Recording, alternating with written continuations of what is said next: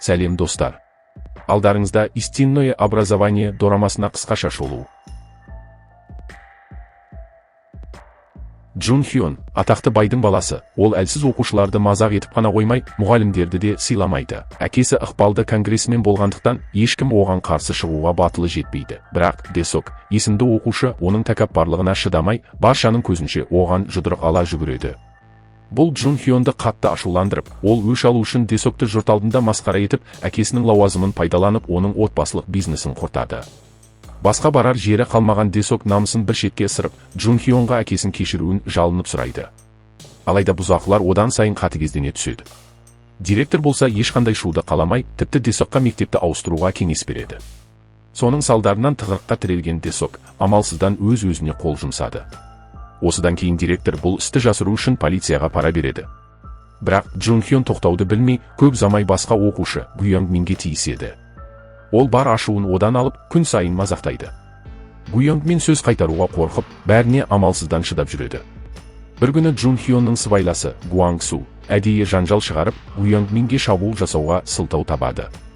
Дәл сол кезде кенеттен костюм киген бір ер адам келіп, оған күшті шапалақ береді, және Гуанг Суды есінен танғанша бірнеше рет тағы да шапалақпен ұрады.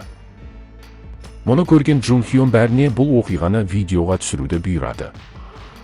Бірақ әлгі ер адам еш алаңсыз Гуанг Суды тәрбиелеуді жалғастырады. Ал көп ұзамай жетіп келген директор оның кім екенін сұрағанда, ол сабырмен өз куәлігін шығарып, өзін білім беру құқықтарын қорғау бюросының инспекторы Хуа Джин деп таныстырады. Заң бойынша инспекторлардың ерекше өкілеттіктері бар, яғни тәртіпсіз, құрмет көрсетпейтін оқушылар соққыға жығылады. Бүгіннен бастап Хуа Джин Джун Хённың сыныбының сынып жетекшісі атанды. Тізім бойынша тексеру кезінде бір бұзақы марқұм Десокты ашық түрде қорлайды, ал Хуа Джин бірден оның ерінен ұстап, оған ұрсады.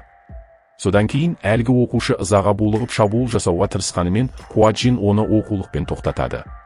Сөйтіп, бүкіл сыныпқа бұзақылыққа бейжай қараған үшін жаза ретінде еденге қолдарын тіреп тұруды бұйырады. Барлығы бағынады. Алайда Джун Хён оқушыларға қайтадан отыруды бұйырып, Хуа Джинге тиіссе, басына пәле болатынын айтып ескертеді. Бірақ Хуа Джин тек жымиып, оның басын үстелге ұрып соғады да партаға қатты шапалақпен тартып жібереді. Содан кейін зәресі ұшқан Джун Хён амалсыздан жаттығуға кіріседі. Түскі ас кезінде Джун Хён әдеттегідей кезексіз алға ұмтылады, бірақ тамақты Хуа Джин өзі үлестіріп жатқанын көреді. Хуа Джин оған басқалар сияқты кезек күтуді, немесе тамақ туралы ұмытуды бұйырады. Ашуға мінген Джун Хён барлық тамақты қоқысқа төгіп тастайды. Сонда Хуа Джин оны бір теуіп құлатып, тамақты сыйламағандарды жек көретінін айтады да, еден жуғыш швабрамен оның киімін тазалап, жұрт алдында масқаралайды. Сол түні Хуа Джин Джун Хённың әкесі конгрессмен Пилдің үйіне барып, баласының тазалық жұмыстарын аяқтамай мектептен ерте кетіп, ереже бұзғанын айтады. Содан кейін Пилдің көзінше Джун Хённың құлағынан тартып сүйреп апарып, дәретхана тазалауға мәжбүрледі. Алайда Хуа Джинге жала жабу үшін Джун Хён әдейі басын унитазға соғып жарақаттайды. Күтілгендей ертеңіне Пил мектепке келіп Хуа Джинді ұлын ұрды деп айыптады. Бірақ Хуа Джин бұл жарақаттың әдейі ұйымдастырылғаны туралы сабырмен айтады. Ал оның немқұрайлы қарым-қатынасына ашуланған Пил қорқытуға тырысқанымен, Хуа Джин ешқандай билік пен ықпалдан қорықпайтынын ашық көрсетеді. Дау шыққан сайын бұзақылар оқу бюросына олардың үстінен арызданды деп ойлап, бар ашуын Гуянг Минге бағыттайды. Шыдамы таусылған Гуянг Мин шатырға жалғыз өзі шығады. Бақытына қарай, Хуа Джин уақытында келіп оны аман алып қалады, және егер ол төбелесе алмаса, қашу керектігін, болмаса ересектерден көмек сұрауын, бірақ ешқашан өз өмірінен бас тартпауын айтып ақыл береді. Сол түні конгрессмен Пил оқу бюросының негізін қалаушы Гансокпен кездесіп, ұлын қорғау үшін кез келген қадамға баратынын айтып қорқытады. Бірақ Гансок еш қорықпады, өйткені ол соңғы 2 жыл бойы Пилдің сыбайлас жемқорлығын жасырын түрде тексеріп, дәлелдер жинаған болатын. Келесі күні таңертең Пилдің әйел қызметкерге тиісіп, үлкен пара алғаны туралы жаңалық тарап кетеді. Журналистерден қашқан Пил мәжіліс залына тығылғанымен, ол жерде күтпеген жерден Гансок өзін күтіп отырғанын көреді. Сонда ашуланған Пил мұның бәрін не үшін істеп жатқанын сұрайды. Гансок суық үнмен тек сен құлағанда ғана ұлыңда құлайды деп жауап береді. Мектепке қайта оралған Джун Хённың жағдайы бір түнде күл талқан болып, өзі жапа шектіргендердің қандай қорлық көргенін алғаш рет басынан кешіреді. Бұл кенеттен болған құлдырау оны естен тандыра жаздады. Содан кейін ол бензин құйылған канистр көтеріп, бүкіл мектепті өртеймін деп қорқытады. Бірақ Хуа Джин оны бір теуіп ұшырып, оттығын еденге лақтырады. Нәтижесінде өрт жылдам тарап, Джун Хён бір бұрышқа қамалып қалады. Сол кезде ғана ол шынайы үрейді сезініп, жанұшыра кешірім сұрай бастады. Мұны көрген Хуа Джин өрт сөндіргішті алып, жалынды сөндіреді де, оған, оның Десокке не жасаса, өзіне де солай қарым-қатынас жасап жатқанын айтады. Алайда Джун Хён қандай сабақ алса да Десок ешқашан қайтып келмейтіндіктен, оның жалғыз әділ жазасы өмірінің соңына дейін өкініш пен кінә сезіммен өту екенін жеткізеді. Осыдан кейін, барлық бұзақылар мен директор тиісті жазасын алады. Ал оқу бюросы бұзақылардың тізімін өз сайтында жариялады. Егер жәбірленушілер оларды кешірмесе, бұл деректер сол жерде мәңгі қалады. Кейін, басқа жерде, Гунде есімді оқушы ерекше техно мектепке ауысып келеді. Бірақ келген күні-ақ бұзақылар оның аяқ киімін ұрлап, қорғау ақысын талап етеді. Өйткені бұл мектеп зорлық-зомбылыққа толы орындардың бірі болатын, және оның көшбасшысы Сян Хуан қатал мінезімен танылып, басқа сыныптың көшбасшысы Инбоммен үнемі төбелесетін. Бір күні екі топ қайтадан қақтығысып, Гунде осы хаостың ортасында қалып қояды. Сыныптасы Хёнг Жудан төбелеске кім жеңсе, сол мектептің басты басшысы Джанның қол астына кіретінін, және Джанның ай сайынғы миллиондаған ақша табуына байланысты бұлардың үнемі төбелесетінін біліп алады. Ақырында Инбом Сян Хуанды жеңіп, Джанмен кездесу мүмкіндігіне ие болады. Содан кейін ашуға мінген Сян Хуан ашуын Хёнг Жудан шығарып, оның кітаптарын лақтырады да Гундемен төбелесуге мәжбүрлейді. Гунде ештеңені түсініп үлгермей тұрғанда Хёнг Жу ұтылып қалуды таңдады. Сабақтан кейін Гунде Хёнг Жудың сөмкесін көтерісіп үйіне дейін шығарып салады. Сөйлесу барысында оның оқуды өте жақсы көретінін, бірақ отбасының қаржылық жағдайына байланысты басқа мектепке ауыса алмайтынын біледі. Келесі күні мектепке инспектор болып Хуа Джин келді. Кенеттен Гунде оның жанына құлап, пароль сөзін айтады, өйткені Гунденің өзі оқу бюросының қызметкері болып шықты. Операция басталмас бұрын Гансок оны мектепті ішінен зерттеу үшін жасырын түрде жіберген болатын. Кейіннен Хуа Джиннің нұсқауымен Гунде асханаға жүгіріп кіріп, оқушыларды ашуландырып, бәрін спорт залға алып келеді. Бәрі кірген бойда Хуа Джин есіктерді құлыптап, сабаққа отыруды бұйырады. Бірақ бұзақылар оны шын қабылдамай, бірден шабуыл жасайды. Хуа Джин барлық шабуылдарды оңай айналып өтіп, әрқайсысына сабақ береді. Бәрі жерге сұлап түскен соң, ол күрделі оқу кестесін көрсетіп, өткізіп алған барлық сабақтарының орнын толтыруды талап етеді. Ал Сян Хуан мен Инбом қайтадан шабуыл жасауға тырысқанымен, күтілгендей тағы да таяқ жейді. Біраз уақыттан кейін Сян Хуан оқулығын ұмытып кеттім деп сабақтан қашуға тырысады. Бірақ Хуа Джин бұғанда дайын болып шығады да, жалғыз оқулық әкелген Хёнг Жуға тақтаны толтырып жазуды тапсырады. Содан кейін барлығына тақтадағыны көшіріп алу үшін 3 минут уақыт береді. Дәл сол кезде Инбом өзінде қалам жоқ екенін айтады. Хуа Джин еш ойланбастан оның бір саусағын майыстырып тастайды. Қалған оқушылар бірден жаза бастады. Уақыт біткен кезде бітіре алмағандар Хуа Джиннің жұдырығын жейді. Бұл тәртіп Сян Хуанның шыдамын тауысып, ол кітаптағылардың шынайы өмірде еш пайдасы жоқ деп айқайлайды. Хуа Джин оның сөзінің жаны бар екенін айтып, сыныпты практикалық сабаққа алып шығуды жөн көреді. Тіпті соның өзінде көптеген оқушылар тыңдамаған соң, Хуа Джин ең үлкен екі бұзақыны тежеуші істен шыққан көлікке тығып, трек бойымен толық жылдамдықпен айдап, зәрелерін ұшырады. Сөйтіп ол қалған сыныпты да қатты шошындырады. Сол түні Сян Хуан мен Инбом жасырын түрде әжетханаға тығылып, Гундені мектептен қашуға көмектесуге мәжбүрлейді. Содан кейін Джанмен кездесіп, біреу мектепті бақылауға алғанын айтады. Бұл хабарды естіген Джан ашуға мініп, спорт залға келіп Хуа Джинмен төбелеседі. Алайда шайқас шарықтау шегіне жеткен кезде Хуа Джин кенеттен естен танған болып қалады. Ал оқушылар бірден қуанып, Жанның жеңісін тойлайды. Күтпеген жерден Хуа Джин олармен бірге шапалақ соға бастады, өйткені ол Жанды сыртқа шығару үшін екі баланың қашуына әдейі жол берген болатын. Себебі Жан жойылмайынша мектеп ешқашан қалыпты өмірге оралмайтынын білетін еді. Содан кейін Хуа Джин Жанды небәрі екі әдіспен тас-талқан етеді. Сол сәтте мектепке келген көптеген бандиттерге қарсы шығып, темір балғадай жұдырықтармен бәрін сұлатып салады да, банда басшысын аяғының астына басып жығады. Мұны көрген Сян Хуан мен Инбом бірден тізерлеп кешірім сұрайды, және Хёнг Жудан да шын жүректен кешірім сұрайды. Хуа Джин оларға сабақ оқымауды өздері таңдай алатынын, бірақ басқа біреудің оқуына кедергі жасамау керектігін айтты. Осындай оқиғалардың қайталанбауы үшін үкімет жаңа ережелер жариялап, барлық мектептерде татуировка жасауға тыйым салып, мотоциклдерді мектеп аумағына кіргізбейді. Бәрі тынышталған соң, Гунде Хёнг Жуға бір кітап сыйлап, үлкен механик болуына сәттілік тілейді. Бірнеше күн өткен соң, қыздар мектебінде ауыр оқиға орын алады. Сабақ кезінде мисс Джунг есімді мұғалім өзінің телефонын тартып алғанына ренжіген Ири видеоны әдейі монтаждап, мұғалімнің оқушыны қорлап жатқанын көрсетіп шығарады. Сынып жетекшісі бұны біліп, Иримен жеке сөйлесіп, мисс Джунгтың атын тазарту үшін толық видеоны жариялауды сұрады. Өйткені оның өзі бұл жағдайдың қолдан жасалғанын өз көзімен көрген болатын. Алайда Ири өкінудің орнына тағы бір видео түсіріп, сынып жетекшісінің өзіне тиіскенін жалған айтып жариялайды. Бұл видео бірден тарап кетіп, кейбір блогерлер көрілім үшін мектепке басып кірсе, басқалары мұғалімнің отбасына қауіп төндіреді. Нәтижесінде, үздіксіз интернет шабуылдары оның өмірін тас-талқан етіп, ол өз көлігінде өзіне қол жұмсайды. Оның жаназасына келген кейбір блогерлер тіпті масқара жасап, көңіл көтергісі келді.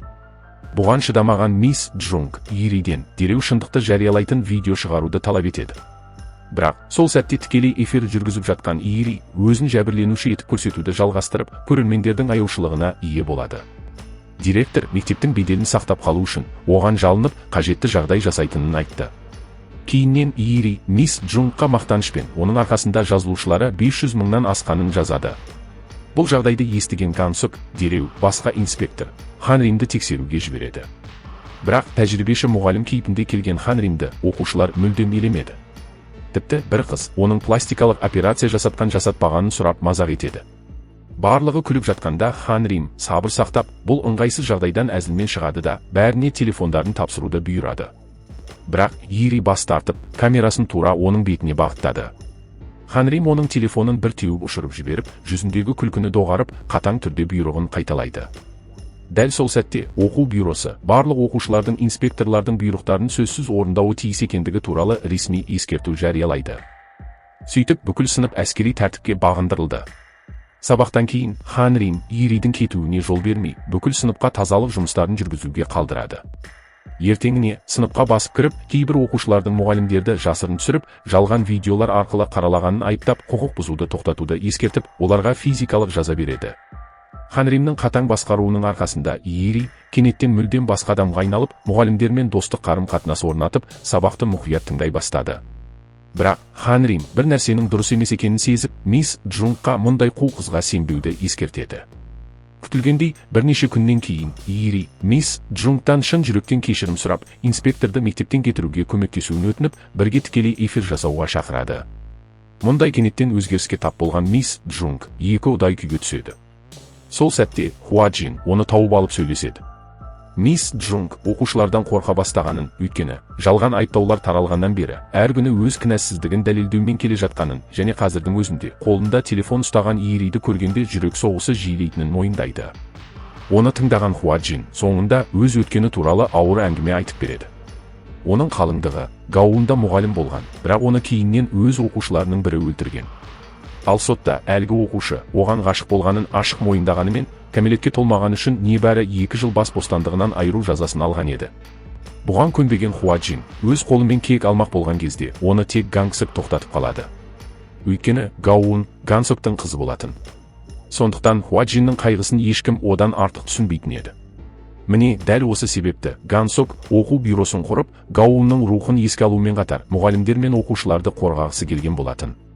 Осыдан кейін Хуа Джин мисс Джунгқа оқушылардың қолдау хаттары толы буманы беріп, олардың бәрі оның сабақ беруге деген құштарлығының қайта оралуын күтіп жүргенін айтады, және оқу бюросы мектептерді уақытша ғана өзгерте алатынын, ал бұл балаларды шынайы құтқара алатындар күн сайын алдыңғы шепте тұрған мұғалімдер екенін жеткізеді. Нәтижесінде мисс Джунг өзгеруге батылдық тауып, Иридің тікелей эфирге қосылу шақыруынан көпшілік алдында бас тартып, оны сұрақтарға жауап беру үшін сыныптың алдына шақырады. Сөйтіп оқушылардан қорқуды доғарып, оларды тәртіппен дұрыс бағытқа бағыттауды таңдайды. Ашуланған Ири мисс Джунгты интернетте тағы да қаралауға тырысқанымен ештеңе жариялай алмайтынын түсінеді. Өйткені компьютерлік хакер Гунде оның барлық жазбаларын өшіріп тастап, орнына Иридің сынып жетекшісіне қалай жала жабуды әдейі жаттығып жатқан видеосын жүктеп жіберген болатын. Сөйтіп оның шынайы бет-пердесі баршаға ашық әшкереленеді. Тіпті соның өзінде ол өкінудің орнына бәрін мисс Джунгтан көріп, өзімен бірге құртуға тырысады. Осы шудың ортасында мисс Джунг кенеттен терезеден құлап бара жатқанда, Хуа Джин уақытында келіп, өз денесімен оны қорғап қалады. Ашуға булыққан Хан Рим Ириді өлтіргісі келгенімен, ақыры өзін ұстап, оның істеген барлық істері үшін жауап беруін қалады. Маңдайынан қан ағып жатса да, еш жарақат алмағандай күлімсіреген Хуа Джин, жұрттың алаңдамауы үшін әзілдеп, өзінің терін қызыл болып шықты дейді. Сәтті аяқталған миссиядан кейін Ири ақырында өзіне тиісті жазасын алды. Алайда дәл сол кезде Гансоктың саяси қарсыласы Гетай кенеттен баспасөз конференциясын өткізіп, Гаоунның өлімі туралы істі қайта қозғап, Гансоктың Гаоунның әкесі екенін және Хуа Джиннің қалыңдығы болғанын көпшілікке жария етеді. Олардың әділдік үшін емес, өз жақыны үшін кек алу мақсатында өкілеттіктерін теріс пайдаланып жатқанын айыптайды. Осындай кенеттен тағылған айыптауларға қарамастан, Гансок ешқандай жауап берместен келесі миссиясына кіріседі. Беделді шетел тілдері мектебінде үздік оқушы Хианонг кенеттен көпшіліктің көзінше өз мұғаліміне шабуыл жасайды. Гунжның зерттеуі бойынша жәбірленуші Чон мырза атақты мұғалім болып шығады. Оның жетекшілігімен сансыз оқушылар элиталық университеттерге түсіп, мектептің беделін көтерген еді. Ал Хуа Джин мен басқалары келіп тергеген кезде, Чон мырза, жас оқушы Хианонгтың өзіне үнемі кедергі келтіріп, қарапайым білімді қайталап оқытқаны үшін мазақ еткенін айтады. Тіпті оған ешқандай кегі жоқ екенін, тіпті ата-анасына барып тегін колледжге түсуге кеңес бергенін жеткізеді. Алайда Хианонг мүлдем басқа оқиғаны айтып, Чон мырзаның оның отбасылық мейрамханасына барып келгеннен кейін бизнестерінің бұзылуына байланысты кенеттен жабылып қалғанын, кейін ата-анасы жеке репетитор жалдағанын, бірақ Чон мырза бұны білгеннен кейін келесі күні репетитордың кенеттен жұмыстан кетіп қалғанын мәлімдейді. Екі оқиға бір-біріне қарама қайшы келген соң, Гунде бүкіл сыныпты тексеруге кіріседі де, Хианонгтан басқа барлық үздік оқушылардың бір жеке академияға баратынын, әрі оқиғадан кейін Хианонг емдеуден шеттетіліп, бастапқыда екінші орында тұрған Су Джангтың бірінші орынға көтерілгенін анықтайды. Кейіннен Хуа Джин Чон мырзаға қайта барып, оның бұрынғы оқушысы Ириді әдейі еске түсіреді. Орта мектепте оқып жүргенде Ири осы шетел тілдері мектебіне түсуге жеткілікті балл жинаған үздік оқушы болғанымен, Чон мырза оны кедей деп менсінбей, үнемі мазақ еткендіктен ол кіру емтиханына мүлдем қатыспай қалған болатын. Ал оның орнын Су Джанг басып мектепке түскен. Осындай айыптауларға қарамастан, Чон мырза бәрін сабырмен жоққа шығарады. Бірақ іс жүзінде ол Су Джангтың анасымен келісіп қойған болатын. Егер Су Джанг бірінші орында қала берсе, Чон жоғары лауазымға көтерілуі тиіс еді. Оқу бюросы араласып жатқандықтан Су Джангтың анасы алаңдай бастады. Алайда Чон мырза оған уайымдамауды, өзінде дайын шешім барын айтады. Көп ұзамай прокурорлар кенеттен Гансок пен оның командасын өз өкілеттіктерін асыра пайдаланды деген айыппен қамауға алады. Олар ұсталып жатқан кезде Чон мырза Су Джангтың анасымен жасырын кездесіп, емтихан сұрақтарының толық жиынтығын табыстайды. Содан кейін ертеңіне маңызды емтихан басталады. Чон мырза бәрі жоспар бойынша жүріп жатыр деп ойлаған сәтте күтпеген жағдай орын алып, Су Джанг 0 ұпай алады. Ол дереу қағазды тексеріп, оның басқа қағазға ауыстырылғанын көріп, үрейлене сыныпқа жүгіріп кіреді, емтиханды дереу тоқтатуды талап етеді. Дәл сол кезде кенеттен Хуа Джин пайда болып, сынақты жалғастыруды талап етеді. Ал оқиға алдыңғы түнге оралады. Өйткені Гунде оқу бюросына тек сырттай ғана қатысы болғандықтан, ол тез босатылып, Гансоктың нұсқауы бойынша мектептің бақылау жүйесін бұзып кіріп, емтихан қағаздарын сәтті ауыстырған болатын. Чон мырза тағы да емтиханға кедергі жасауға тырысқанымен, Хуа Джин оны бірден орнына түсіріп, тек сұрақтардың реті ғана өзгертілгенін, бірақ мазмұны өзгермегенін, сондықтан Су Джангтың 0 алғанын түсіндірді. Содан кейін Гунде Чон мырза мен Су Джангтың анасының көзбояу үшін сөз байласқан жазбасын қосып жібереді. Бұл дәлел оның шынайы бет пердесін толығымен әшкереледі. Осы кезде тыңдауда Гансок Чон мырзамен бірге оқушылардың рейтингін өзгерту үшін жұмыс істеген ата-аналардың тізімін, тіпті отырған конгрессменнің де атын көпшілік алдында жария етеді. Оқу бюросы оқушылар мен мұғалімдерді аңду үшін емес, өздерін қорғай алмайтын жәбірленушілерді қорғау үшін өмір сүретінін, өйткені заң дәрменсіз болған кезде біреудің келіп кек алуы тиіс екенін мәлімдейді. Ақырында бұл іске қатысқандардың бәрі өз жазаларын алды, ал Хианонг Хуа Джин мен басқаларға шындықты ашқан үшін терең иіліп алғыс айтады. Содан кейін Хуа Джин Чон мен Иридің кездесуін ұйымдастырып, жылдар бойы жиналған ашуын шығарған Ири егіліп жылайды. Бірақ бұл кезде бәрі кеш еді. Келесі іс бастауыш мектепте орын алды. Мұнда Джисон есімді мұғалім сыныбында жалғыз тұрып, барлық үміті үзілген кейіп танытып, айналасына соңғы рет көз жүгірткен соң, анасына соңғы хабарламасын жібереді, және өз-өзіне қол жұмсай жаздаған сәтінде Ханрим уақытында келіп, оны аман алып қалады. Бұдан біраз бұрын Джисонның анасы үмітсіздікке толы қызының күнделігін тауып алып, көмек сұрап, Хуа Джинге келген болатын. Ал бұл оқиға Джисонның мұғалім болып келген бірінші күннен басталады. Ол жаңа оқушылар мен ата-аналарды жылы қарсы алып, Джин есімді балаға сынып алдында өзін таныстыруға кеңес береді. Бірақ бұл У Джиннің анасы Цзянның ашуын тудырады. Сабақтан кейін Цзян Джисонға тым қатаң болып, баласын қорқытты деп айыптап хабарлама жібереді. Джисон басында бұған онша мән бермей, ата-ананың әрбір талабы мен тілегін мұқият жазып алады. Алайда жағдай лезде ушығып кетеді. Джисон У Джинді сынып алдында сұраққа жауап беруге шақырған кезде, Цзян оның өз-өзіне деген сенімділігіне зиян келтіретінін айтып тағы да шағым түсіреді. Осы уақыттан бастап Цзян негізсіз талаптарын қоюын тоқтатпай, қандай жағдай болсын, Джисонның міндетті түрде У Джиннің жағында болуын талап етеді. Уақыт өте келе тоқтаусыз қысым Джисонның психикалық денсаулығына әсер етіп, телефоны шырылдаған сайын ол үрейлене бастайды. Тіпті бір күні достарымен түскен қалыпты суретін жүктеген кейін, Цзян оған қайтадан хабарлама жіберіп, арсыз деп балағаттайды. Мұны көрген Джисон, Цзянның оның Instagram парақшасын қалай тапқанына таңғалып, шыдамы таусылған соң директорға барып көмек сұрайды және Цзянның жеке өміріне қатаң түрде қол соғып жатқанын түсіндіреді.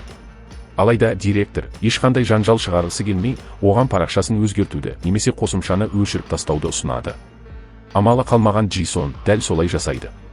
Келесі күні ол У Джиннің басқа балалармен дос болуына көмектесу үшін ойын алаңына апарады. Бірақ дене шынықтыру сабағында У Джин басқа оқушымен жанжалдасып қалады. Содан кейін екі баланың ата-анасы мектепке шақырылды. Басқа ата-ана ұлдар арасындағы төбелестің қалыпты жағдай екенін және қарапайым кешірім сұрау арқылы шешілетінін айтқанымен, Цзян ұлының ауыр эмоционалдық зақым алғанын айтып, мектептен ресми бұзақылық тергеуін ашуды талап етеді. Джисон оған тергеу басталса, нәтиже У Джин үшін қолайсыз болуы мүмкін деп жұмсақ түрде ескертеді. Бұл ескертуді бағалаудың орнына Цзян бәрін Джисоннан көріп, оны ұлын қорғай алмады деп айыптады. Сондай-ақ қысымды арттыру үшін оның жеке телефон нөмірін қалай тапқаны белгісіз, күннің күні қоңырау шала бастады. Бұзақылық комитеті У Джиннің өзі агрессор болғанын анықтаған соң, Цзян Джисоннан кек алу мақсатымен оның мұғалім болуға лайық емес екенін айтты.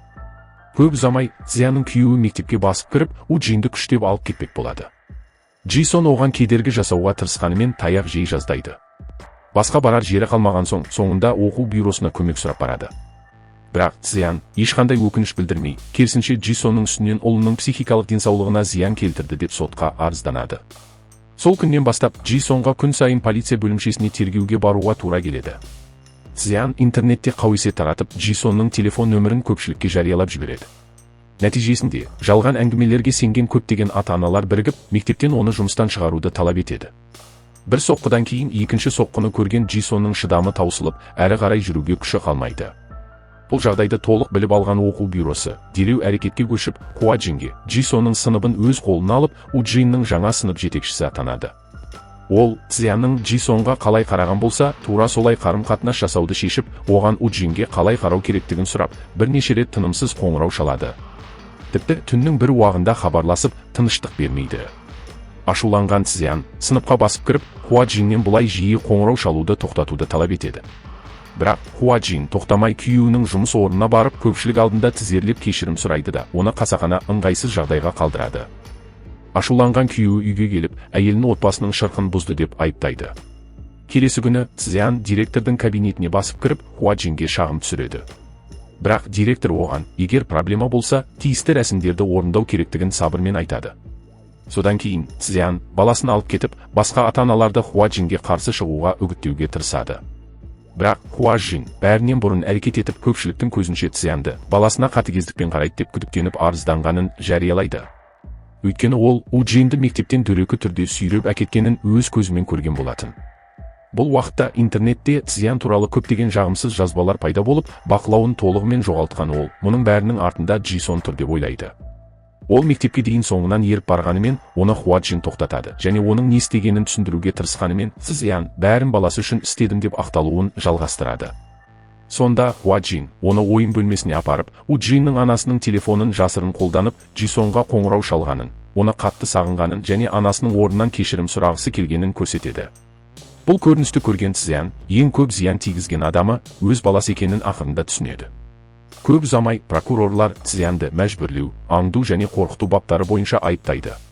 Соңында ол өз істерінің салдарымен бетпе-бет келіп, ал Джисон қалыпты өмірге қайта оралуға мүмкіндік алады. Бұл іс жабылған соң Гансок баспасөз конференциясын өткізіп, мұғалімдердің құқықтарының бұзылуына байланысты өз-өзіне қол жұмсаған және қазірде зардап шегіп жүрген ұстаздардан шын жүректен кешірім сұрайды. Сол түні бір топ орта мектеп оқушылары көлік ұрлап, ішінде есінен танған қызды алып қашады. Осы маңда жүрген Хуаджин мен оның командасы оларды тоқтатуға әрекет жасаған кезде, жасөспірімдер газды басып қашып кетеді. Көшелерде көлік айдап, Хуаджиннің көлігіне отшашулар атқылап, тіпті адам көп жүретін орындарға басып кіреді. Бірақ Хан Рим уақытында келіп, үлкен апаттың алдын алады. Содан кейін оқушылар полиция бөлімшесіне жеткізілгенімен, олар ешқандай өкініш білдірмеді. Өйткені 14 жасқа толмағандықтан қылмыстық жауапкершілікке тартылмайтынын жақсы білетінін көрсетеді. Хан Рим зардап шеккен қыз Юнджиннен не болғанын сұраған кезде ол тіс жармайды. Босатылғаннан кейін бұзақылар тоқтамай, тіпті Хуаджиннің көлігінде қиратып кетеді. Бұл әрекет Гансоктың шыдамын түпкілікті тауысып, ол командаға жаңа операцияны бастауды бұйырады. Келесі күні Хуаджин мектепке келіп, қатысы бар 4 баланы зерттей бастайды. Хан Рим басқа оқушылардан ақпарат жинауға тырысқанымен, ешкім бұзақылардың атын атауға батылы жетпеді. Сол кезде Гунде асығыс келіп Юнджиннің жоғалып кеткенін хабарлайды. Содан кейін олар баланың әлеуметтік желідегі парақшаларын тексеріп, тез арада бір іс тауып барады. Бірақ барған кезде Юнджин шкафтың ішіне қамалып, денесі толық жарақатқа толы екенін көреді. Ол біраз тынышталған соң, Хан Рим не болғанын тағы да сұрайды. Ал Юнджин үнсіз қалып, арқасындағы рюкзагын қатты құшақтап алады. Бұл әрекеттен күдіктенген Хан Рим рюкзакты тартып алып, ішінен ақ түсті таблеткалар салған пакетті тауып алады. Содан кейін бәрін жасыра алмайтынын түсініп, шындықты айта бастайды. Бұл мектептің бірінші күннен басталып, қыздар оның сыртқы келбетін мақтап, егер аз ғана салмақ тастаса, кей-поп жұлдызы бола алатынын айтқан кезде, арықтағысы келген Юнджин өзін аштыққа ұшыратады. Сол кезде Цижон есімді бұзақы оған кей-поп жұлдыздарының арықтау үшін осындай аппақ таблеткаларды қолданатынын айтып бірнеше таблетка береді. Ал қызыққан Юнджин оларды байқап көріп, шынымен де салмағы тез түсе бастағанын байқаған соң, күн сайын Цижоннан сұрай бастайды.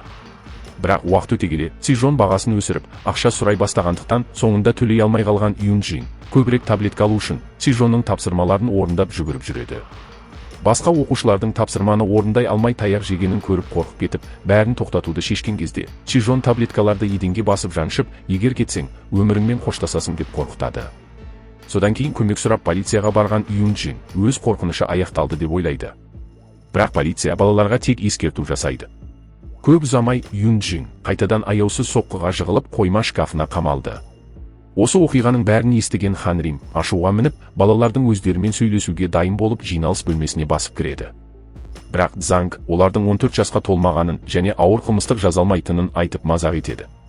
Сабақтан кейін балалардың бірін қаншер ит қуалап, ол жасырыну үшін Хуаджиннің көлігіне секіріп мініп кетеді. Сол сәтте Гунде тағы 2 баланы көлікке алдап кіргізіп үлгереді. Тек Цижон ғана қашып құтылып, бокс залына тығылғанымен, ол жердегі спортшылардың барлығы Хан Римнің достары болып шығады. Барлық 4 бала ұсталғаннан кейін, Хуаджин оларды түзету үшін кәмелетке толмағандарды уақытша ұстау изоляторына жібереді. Бұл қатал ортаға бейімделе алмай, шыдамы таусылып, үнемі босатуды талап еткен Цижонға маза бермеген Хан Рим бәрін бірнеше әдіспен сұлатып түсіреді. Содан кейін олардың жаңа өмірі басталып, күн сайын таң атпай оянып, ауыр жұмыс, сабақтар және дене шынықтыру жаттығуларымен қатар, басқа тұтқындардың қорқытулары мен қоқан-лоққыларына тап болады. Біраз уақыт өткен соң, Цижон шыдамының шегіне жетіп, бар ашуын тұтқынның біреуіне Кимге шығарады. Хуаджин бірден келіп оны тоқтатып, Кимнің сырттай тыныш көрінгенімен, шынында жылдар бойы өзін мазақ еткен барлық бұзақыларды өз қолымен өлтірген қатыгез қаншер екенін айтып ескертеді. Сонда зәресі ұшқан Цижон одан кек алады деп қорқып, үрейленеді. Күтілгендей Ким қасық жасырып жүріп оған жақындайтын сәт іздейді. Бірақ күзетшілер араласып оны тоқтатады. Оның қорыққаны соншалық, Цижон сол жерде шалбарына жіберіп қояды. Көп ұзамай Гансок ата-аналардың балаларына келуін ұйымдастырған кезде, балалар өте жаман жағдайда жатқанына шағымданып жылай бастайды.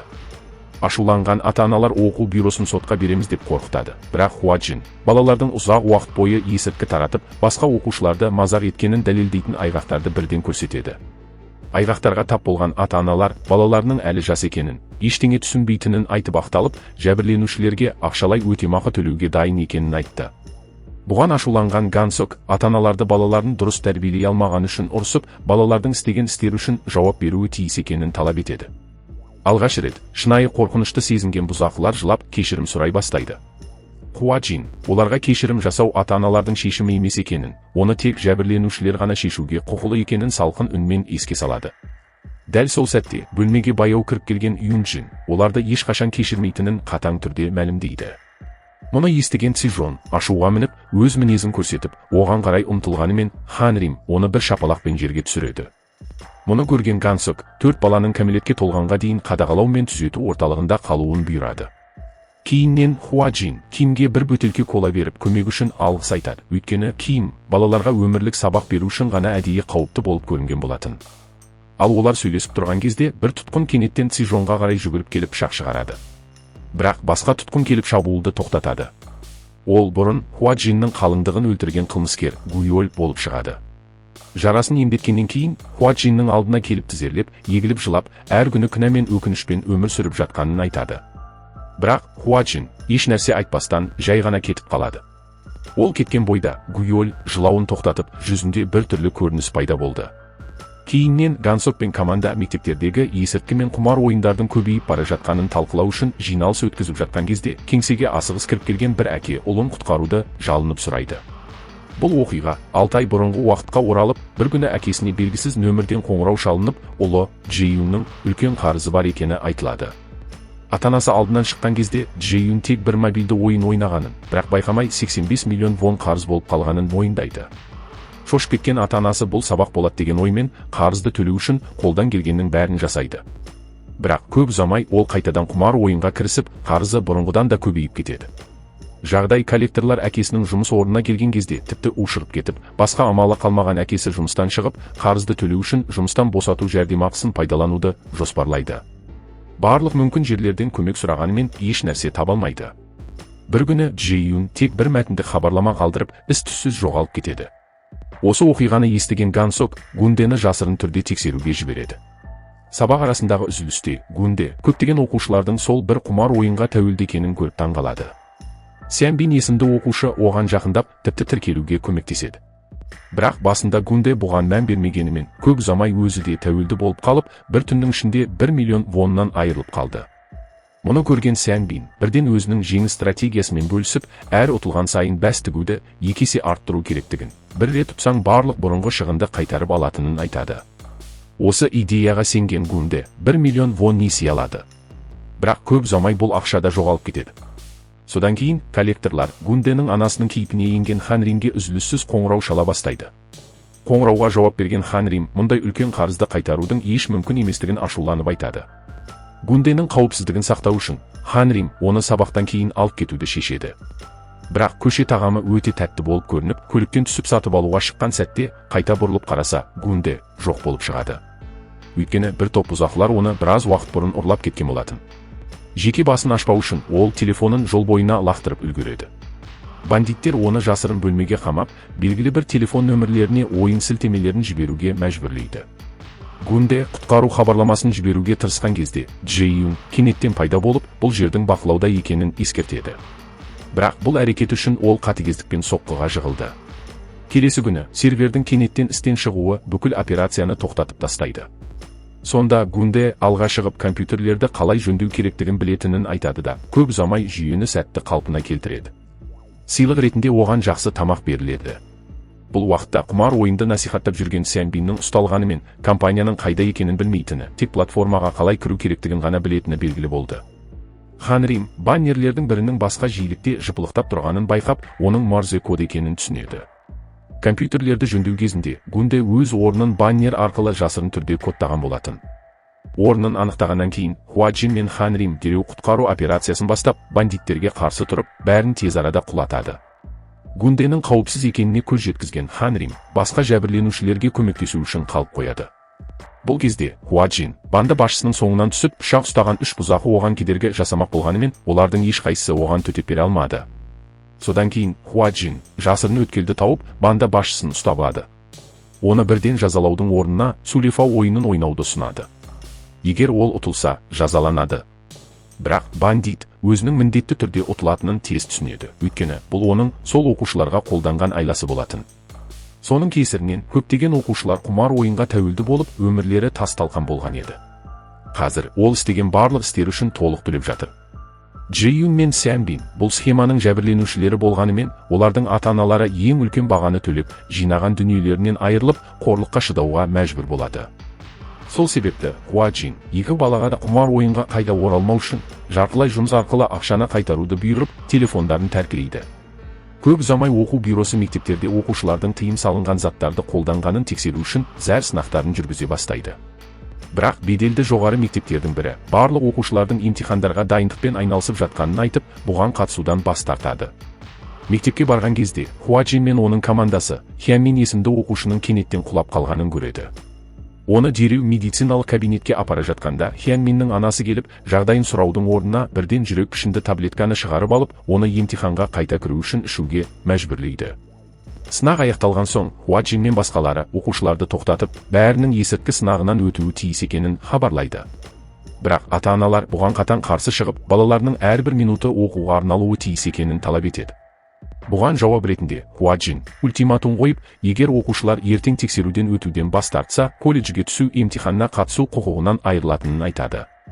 Күшейген қысымға шыдамаған ата-аналар ақыры келіседі. Сынақ нәтижелерін күтіп жүрген кезде қорытынды емтихан бағалары шығады. Емтихан кезінде құлап қалғандықтан Хянмин нашар нәтиже көрсетеді. Бұл кезде оның анасы бірден ашуға мініп, оны таблеткаларын уақытында ішпеді деп айыптап, жылдар бойы атқарған еңбегін құртты деп ұрсады. Оқиға бұдан 6 жыл бұрынғы уақытқа оралып, тамаша бағаларының арқасында Хянмин Сеулдегі ең үздік жоғары мектепке ауысып келеді. Қатал бәсекелестікке тап болған анасы оған қатаң ережелер қойып, тіпті тәулік бойы бақылау үшін бөлмесінің есігінде алып тастайды. Сондай-ақ көп тамақ жеу ұйқыны келтіреді деген сылтаумен тамақ ішуін де шектейді. Сонымен қатар ол ең жақсы репетиторлық бағдарламалар туралы білу үшін басқа ата-аналарға үнемі жағымпазданады. Бірақ барлық күш-жігеріне қарамастан, Хянминнің бағалары әлі де оның үмітін ақтамады. Сол себептен ол ата-аналар қауымдастығының өкіліне пара беріп, қандай кемшіліктер істеп жатқанын сұрайды. Әйел оған концентрация мен есте сақтау қабілетін жақсартатын арнайы дәріні ұсынады. Күтпеген жерден бұл көмектеседі. Бірақ бұл жеткіліксіз болып көрініп, ол интернеттен одан да күшті дәрілерді іздеуді жалғастырады және ақыры табады. Осы дәрілердің арқасында Хянмин ақыры сыныбының көшбасшысы атанды. Бірақ көп ұзамай оның галлюцинациялары басталып, денесі көгеріп кетеді. Қазіргі уақытқа оралғанда Хянминнің сынақ нәтижелері келіп, оның денесіндегі кейбір көрсеткіштердің қауіпті деңгейге жеткенін, егер ол дәрі ішуді жалғастырса өміріне қауіп төнетінін көрсетеді. Ханым уақытында келіп, үлкен қайғының алдын алады. Осыдан кейін Хянмин емделу үшін ауруханаға жеткізіледі. Бірақ анасы ешқандай өкініш білдірмей, оның пікірінше, беделді университетке түсу баласының өмірінен маңыздырақ екенін айтып, оны оқуын жалғастыру үшін үйге әкетуді талап етеді. Бұл жолы Хуа Джин оған түсіндіруді қойып, керісінше, оны дәл Хянминге жүктеген кесте мен диета бойынша өмір сүруге мәжбүрлейді. Бұл қысымға шыдамаған ол көп ұзамай толығымен күйреп қалады. Бұл уақытта Хянмин дәрінің жанама әсерлерімен күресіп, ақырында оларды жеңіп шығады. Кейіннен шындықты ашып айтып, дәрілерді жақсы баға алу үшін емес, тек аман қалу үшін ішкенін, өйткені психикалық тұрғыдан сынып бара жатқанын сезген сайын, ауырсынуды басатын жалғыз нәрсе осы дәрілер болғанын түсіндіреді. Инспекторлардың қолдауы мен көмегінің арқасында Хянминнің психикалық жағдайы біртіндеп жақсара бастады. Бірнеше күн өткен соң Хуа Джин ақырында анасына оған ауруханаға барып қайтуға рұқсат береді. Бірақ ол әлі де өзгермеген күйі, алдымен оның оқуы туралы сұрайды. Бұл жолы Хянмин батылдық танытып өз ойын ашық айтты. Биылғы колледжге түсу емтиханынан бас тартып, өмірімен не істегісі келетінін түсінуге уақыт арнауды жоспарлайтынын және анасының бұл тәждік әуестігін қойып, өзі үшін өмір сүре бастауын үміт ететінін жеткізеді. Басқа жерде тәркіленген есірткілерді сұрыптап жатып, Хуа Джин көбелек пішінді таблетканы тауып алады да, оны көрген бойда қалтырап қалады. Өйткені ол бұл дәл сондай таблетканы қалыңдығының күнделігінен көргенін еске түсіреді. Ешкімнің байқамағаны, бұл есірткі операциясының артындағы нағыз басшы, жылдар бұрын мұғалімін өлтірген, сол қылмыскер Гуйол екені белгілі болды. Оқу бюросын жою үшін Гуйол конгрессмен Хангпен жасырын түрде күш біріктіреді. Көп ұзамай оған мерзімінен бұрын шартты түрде босату беріліп, ол мектепке қайтып оралады. Бұл шешім ашуланған ата-аналардың наразылығын тудырғанымен, оқу бюросы бұған араласа алмайды. Себебі заң бойынша олар оқуын жалғастырғысы келетінін айтқан оқушыны тоқтатуға құқығы жоқ. Алайда Гуйолдың мектепке қайтып оралуының нағыз мақсаты өзінің заңсыз бизнесін одан әрі кеңейту болатын. Келесі күні Гуйол кенеттен оқу бюросына келеді. Бірақ бұл жолы ол жанжал шығару үшін емес, бұзақылық туралы хабарлау үшін келген екен. Оның айтуы бойынша Джихо бастаған бір топ оқушы, Сянгу есімді баланы ұзақ уақыт бойы мазақ етіп келген. Хуа Джин дереу мектепке барып тексергенімен Сянгу мұғалімдердің сұрақтарына барынша әдепті жауап беріп, сыныптастарымен жақсы тіл табысып, ешқандай мазалау белгілерін көрсетпейді. Хуа Джин оны барлығы Wi-Fi деп атайтын бала сол екенін, өйткені ол әрқашан бірінші болып телефонын шығарып, басқа балаларға тарату нүктесін беретіндігін сұрайды. Бірақ Сянгу ашуланып бәрін жоққа шығарып, достарын қорғауды жалғастырады. Қосымша дәлелдер жинау үшін Гунде мен Ханрим Джихоның дауыс үлгісін қолға түсіріп, дауысты көшіру технологиясының көмегімен оның дауысына еліктеп, Сянгуге қоңырау шалып, бірнеше минут ішінде оның аккаунт ақпараты мен құпия сөздерін алдап алады. Олардың тапқаны бәрін шошындырады. Жылдар бойы Джихо мен оның достары Сянгудың аккаунттарын пайдаланып, миллиондаған вонға заттар сатып алған және екінші қол тауарлар нарығында жалған хабарламалар жариялап, адамдарды алдаған екен. Бір жәбірленуші ақыры оны тауып алып, ақшаны қайтаруды талап етіп, аяусыз соққыға жыққан кезде үміті үзілген Сянгу Джиходан көмек сұрағанымен ол көмектеспейді. Керісінше Сянгудың аккаунтын пайдаланып, оның кіші қарындасына әдепсіз видеолар жібереді. Сянгу бұл істердің ешқайсысын өзі жасамағанын айтқанымен ешкім оған сенбейді. Үйіне жаңа төлем қағаздары келіп жатқан соң, тіпті өз анасы да оған күмәндана бастайды. Тығырыққа тірелген Сянгу ақыры Хуа Джиннен көмек сұрауды шешеді. Бірақ оған үлгермей тұрып, бақытсыздық орын алып, Джихо Сянгуге бірінші болып арызданып, оны мектеп зорлық-зомбылығы үшін айыптайды. Тыңдауда Джихо өзін жәбірленуші ретінде көрсетіп, Сянгуды өзін ұзақ уақыт бойы қорқытып, бопсалағанын мәлімдейді. Оның адвокаты Джихоның ауыр эмоционалдық жарақат алғанын растайтын психологиялық сараптаманы ұсынады. Сянгу өз-өзін қорғауға тырысқанымен сөзін растайтын ешқандай дәлелі болмағандықтан соңында агрессор болып танылады. Тыңдаудан кейін Хуа Джин Сянгудың жалғыз отырғанын көріп, оны жұбатады. Жылдар бойы жиналған ауыр қайғы мен реніш сыртқа шығып, көзіне жас алған Сянгу Джихоның оны қалай ақырындап алдап, пайдаланып, соңында сатқанын айтып береді. Хуа Джин оның жағдайына түсіністікпен қарап, оқу бюросы оған әділдік табуға көмектесетініне уәде береді. Басқа жерде Ханрим ауысып келген оқушының кейпіне еніп, Джихоның тобына жақындайды және барлық дайындықпен келіп, бірнеше жоғары деңгейдегі ойын аккаунттарын әкеліп қана қоймай, оларға жылдамырақ интернет байланысын беру үшін арнайы маршрутизаторды орнатып береді. Балалар бірден сақтықты ұмытып, желіге қосылу үшін телефондарын өзіне береді. Бұл кезде Гунде олардың телефондарына қол жеткізіп, контактілеріндегі барлық адамдарға орынсыз сілтемелер жібереді. Сондай-ақ Джихоның ойын аккаунтына кіріп кетсе, Ханрим ереже бұзатын бір қатар пікірлерді жариялайды. Соның салдарынан аккаунт 300 жылға бұғатталды. Гунде оның аккаунтын пайдаланып, шексіз онлайн тапсырыстар беріп, тіпті мотоциклінде сатып жібереді.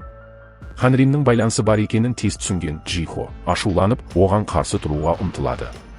Бірақ Ханрим оны еш қиындықсыз жерге сұлатып түсіреді, кенеттен айғайлап көмек сұрап, өзіне шабуыл жасалғанын мәлімдейді. Содан кейін мектеп дереу тергеуді бастайды. Ханрим көпшіліктің алдында мүгедектер арбасында отырып пайда болады. Хуа Джин бұл бұзақылықтың оған өмірлік жарақат пен психологиялық мәселелер қалдырғанын мәлімдеген кезде шошып кеткен Джихо өзінің нағыз жәбірленуші екенін айтып талаптанады. Бірақ сол сәтте Ханрим ойынды доғарып, оған Сянгудың басынан өткеруге мәжбүр болған нәрселерін дәл солай сезінуін қалағанын айтты. Соңында Хуа Джин Джихоның Сянгуге қарсы таққан барлық айыптауларының негізсіз екенін ресми түрде жариялап, Сянгуды дереу оқу бюросының қорғауына алады. Өз атын ақтаған Сянгу анасын құшақтап, екеуі қуаныштан жылап жібереді. Сол күні кешке Джихо шатырда Гуюльмен кездеседі. Бәрінің артында Гуюль тұрғаны белгілі болады. Өйткені ол Сянгудың сеніміне кіру үшін алдымен өзі жақындап, кейін Джихоны бірінші болып арыздануға көндірген және істі жүргізу үшін тіпті сыбайлас адвокатты ұсынған. Бірақ Джихоға көмектесу оның нағыз мақсаты болмаған. Оның түпкі мақсаты оқу бюросының беделін түсіріп, жойып жіберу еді. Осы мақсатқа жету үшін ол тіпті Джихоны шатырдан итеріп жібереді. Келесі күні Гуюль конгрессмен Хонгқа барып, дауыс жазғыш құрылғыны табыстайды. Жазбада Джихоның оқу бюросы өз өмірін тас-талқан етті деп ашуланып айыптаған сөздері бар болатын. Содан кейін ғана Хонг Гуюльдің қаншалықты қауіпті екенін түсінеді. Бірақ бұл кезде шегінуге тым кеш еді. Басқа амалы қалмаған ол жазбаны бұқаралық ақпарат құралдарына таратып жібереді. Нәтижесінде оқу бюросы бүкіл ел бойынша сын мен халықтың ашулы наразылығының нысанына айналды. Бұл оқиға камералар түсірмейтін көру аймағынан тыс жерде орын алғандықтан қылмыскерді анықтайтын ешқандай видеоның жоқ екендігінен Хуа Джин бұған кімнің жауапты екенін жақсы біледі. Бетпе-бет келген кезде Гуюль мектепке есірткі сатуды жалғастыру үшін қайтып келгенін ашық мойындады. Тіпті Хуаджин мен Гаоунды мазақ етіп, екеуінің де басқалардың жұмысына мұрнын тыққанды ұнататындықтан таптырмас жұп екенін айтады. Жылдар бұрын Гуйол есірткі сатушылармен болған қақтығыстан кейін ауыр жарақат алған кезде Гао оны мектеп зорлық-зомбылығының құрбаны деп қателесіп, оны күн сайын мектепке апарып әкеліп жүрген болатын. Бір күні ол оның рюкзагын жинауға көмектесіп жатып, ішіне жасырылған үлкен мөлшердегі есірткіні тауып алып, бәрін дереу тәркілейді. Гуйолдың оны өлтіруінің нағыз себебі осы болатын. Шындықты білгеннен кейін ашуын ұстай алмаған Хуаджин Гуйолге қатты жұдырықпен ұрады. Ал Гуйол бірден жәбірленушінің кейпіне еніп көзіне жас алып кешірім сұрай бастады. Көп ұзамай Хонг бейнежазбаны жұртшылыққа жариялап, оқу бюросының тек Хуаджиннің жеке кек алу тілегін қанағаттандыру үшін ғана құрылған деп мәлімдейді. Халықтың ашуы өрши түскендіктен Гансок басқа амал таппай оқу бюросының барлық міндеттерін уақытша тоқтататынын жариялайды. Ең үлкен кедергісі жойылған Гуйол кроссовкаларды қайта сатуды бүркеме ретінде пайдаланып, Сянгуды да бұл бизнеске тартып, өзінің заңсыз бизнесін жылдам кеңейтеді. Соның салдарынан есірткі мектептер арқылы вирус сияқты таралып, сансыз оқушылардың өмірін құртады. Сянгу Хуаджиннен көмек сұрап, жасырын түрде хабарласуға тырысқанымен Гуйол мұны сезіп қойып, оны тұтқынға алады. Бұл уақытта қыздар мектебінде жұмыс істейтін мисс Джунг күдікті таблеткаларды тауып алып, дереу Хуаджинге хабарласады. Ал Гансок пен оның командасы Гуйолдың есірткі желісіне қарсы дәлелдерді жасырын түрде жинап жатып, елдегі мұғалімдерден көмек сұрайтын видео жариялайды. Нәтижесінде мұғалімдер өз мектептерін тінтіп, күдікті таблеткаларды жинауға кіріседі. Сонымен қатар Ханри мен Гунде оқушылар кейпінде жасырын түрде кіріп, таблеткаларды дәлел ретінде алады. Көп ұзамай Гансок баспасөз конференциясын өткізіп, Гуйолдың есірткі операциясының артындағы басшы екенін көпшілікке жариялап, оқу бюросы жұмысының тоқтатылуы ресми түрде күшіне енгенін айтады. Содан кейін Хуаджин мен басқалары Гуйолды тұтқындау үшін мектепке дереу келіп, тұзаққа түсіп қалады. Ханрим инстинкті түрде Гундені қорғап қаламын деп үлкен мөлшердегі ұнтақты жұтып қояды. Оқушылардың қашып бара жатқанын көріп, терезеден секіріп түсіп, олардың екеуін тоқтатуға үлгереді. Бірақ көп ұзамай есірткі әсер ете бастап, Ханрим ауыр галлюцинациялардан зардап шегеді. Хуаджин Гундеге оның қасында қалып қарауды бұйырып, өзі Гуйолдың соңынан қуа жөнелді. Жолда оған қаруланған оқушылар тобы кедергі жасауға тырысқанымен, ешқайсысы оны тоқтата алмады. Көп ұзамай Хуаджин Гуйолды қуып жетеді. Бұл жер бір кездері Гаоун өлтірілген жер болып шығады. Хуаджин оған соңғы рет тоқтауды ұсынғанымен, Гуйол кенеттен пышақ шығарып, оған тығып жібереді. Хуаджинге ештеңе істемеуін, әйтпесе Сянгудың өлетінін айтып ескертеді. Төменде тұрған Ханрим бәрін өз көзімен көріп, ашудан жарыла жаздаса да, есірткі әсерінен әлі де әлсіз болып тұрғасын зорға тұрады. Амалы қалмаған Гунде кенеттен оны сүйіп алып, толық есін жиғызады. Бұдан кейін дәліздегі шамдар кенеттен сөніп қалып, бірнеше секундтан кейін Ханрим бұзақыны жылдам құлатып, Сянгуды сәтті құтқарып алады. Мұны көрген Хуаджин енді өзін ұстамай, Гуйолге ауыр сабақ береді. Бірақ соңғы сәтте жұдырығын түсіріп, кек алудың орнына Гаоунның тілегін орындап, балаға соңғы мүмкіндік беруді шешеді. Сол сәтте оған Гаоун жымиып қарап тұрғандай көрінеді. Осыдан кейін Гансок Гуйолды мектептен ресми түрде шығарып, қайтадан түрмеге жібереді. Сондай-ақ конгрессмен Хонг та бұл қылмыстарға қатысы үшін тұтқындалады. Бәрі аяқталған соң Гансок пен команда Гаоунның зиратына барып, мектеп зорлық-зомбылығынан зардап шеккендердің бәрін еске алып тыныш тұрады және оқушыларды қорғауды, әрі әділдік үшін күресуді жалғастыруға уәде береді. Соңғы көріністе Гунде, Ханрим мен Хуаджин мектеп зорлық-зомбылығы мен өз тәсілдерімен күресуді жалғастыру үшін жаңа миссияға аттанады.